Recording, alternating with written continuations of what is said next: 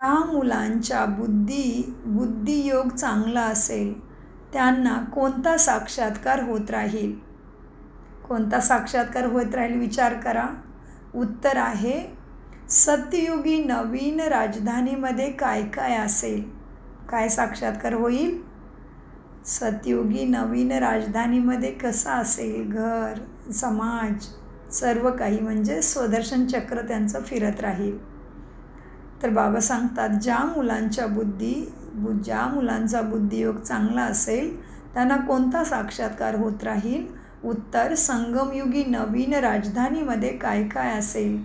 कसे आपण शाळेमध्ये शिकणार, मग राज्य चालवणार, हे सर्व साक्षात्कार जसे जशी तुमची अवस्था समीप येत जाईल, तुम्ही सत्वप्रधान बनत जाल, तसे तुम्हाला साक्षात्कार होत राहतील.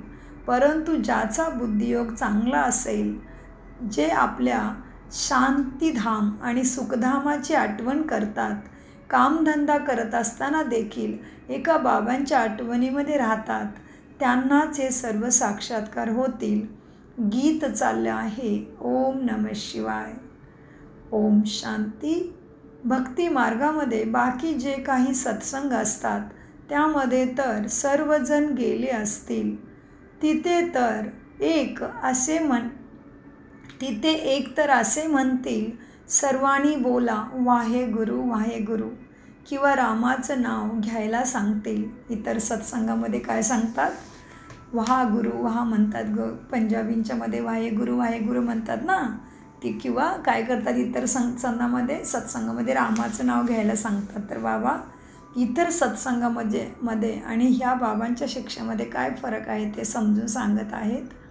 बाबा सांगतात की आता इथे तर मुलांना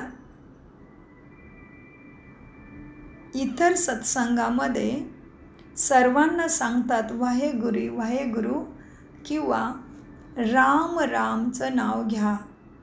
इथे तर मुलांना काहीही सांगायची सुद्धा गरज राहत नाही. एकदा सांगितले पुन्हा पुन्हा सांगण्याची आवश्यकता नाही. बाबा देखील एकच आहेत, त्यांचे म्हणणे देखील एकच आहे. काय म्हणतात? मुलांनो, मज एकट्यालाच आठवण करा, म्हणजेच मामेकम याद करा, आठवण करा. आधी शिकून मग इथे येऊन बसतात. आपण ज्या पित्याची मुले आहोत त्याचीच आठवण करायची आहे. किती सहज आहे हे देखील आता तुम्ही ब्रह्माद्वारेच जाणता. आम्हा सर्व आत्म्यांचा पिता एकच परमपिता परमात्मा आहे. दुनिया काही हे सुद्धा जाणत नाही. तुम्ही जाणता आपण सर्व त्या परमपिता प्राणेश्वरचीच मुले आहोत. त्यांना सर्वजण गॉडफादर देखील म्हणतात. आता फादर सांगत आहेत, मुलांनो, मी या ब्रह्माच्या साधारण शरीरामध्ये प्रवेश केला आहे तुम्हाला सत्यगतीचं सतबुद्धीचं ज्ञान शिकवण्यासाठी. तुम्ही मुले जाणता बाबा याच्यामध्ये ब्रह्मामध्ये आलेले आहेत. आपण त्यांचे बनलो आहोत.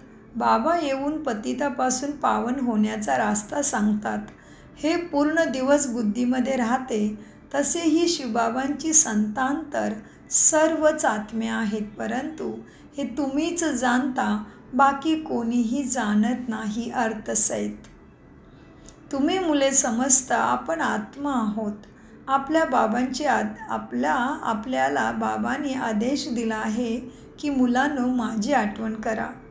मी तुमचा बेहदचा पिता आहे. मी काय आहे? बेहद, हद नसलेला परमपिता परमात्मा आहे. तर माझीच आठवणीमध्ये तुमचं कल्याण आहे. कारण काय होतं, आपण ज्याला आठवण करतो त्याच्याबरोबर आपलं जेव्हा मन जोडलं जातं तेव्हा त्याच्या मनाची स्थिती आपल्या मनावरती डाउनलोड होत असते. तर बाबा सांगतात की तुम्ही मुले समजता आपण आत्म्या आहोत. आपल्याला बाबांनी आदेश दिला आहे की माझी आठवण करा. मी तुमचा बेहदचा पिता आहे. सर्व ओरडतच राहतात की पतित पावन या, परंतु तो कसा येतो आणि काय करतो हे मात्र जाणत नाही. केवळ त्याला बोलावीत राहतात की पतित पावन या आणि आम्हाला पतित बनवा.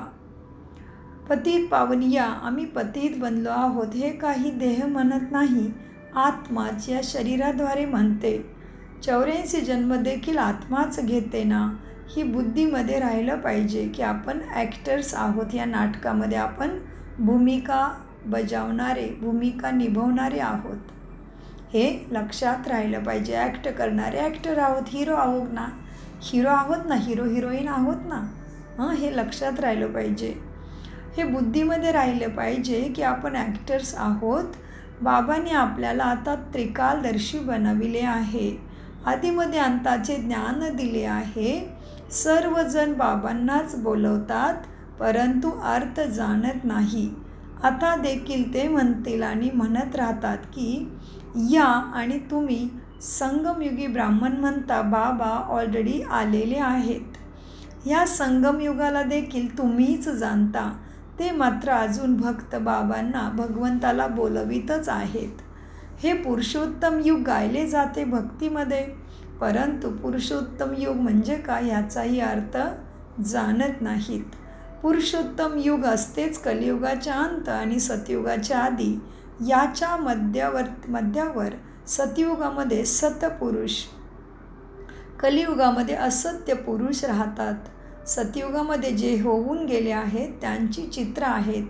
सर्वात जुने चित्र आहे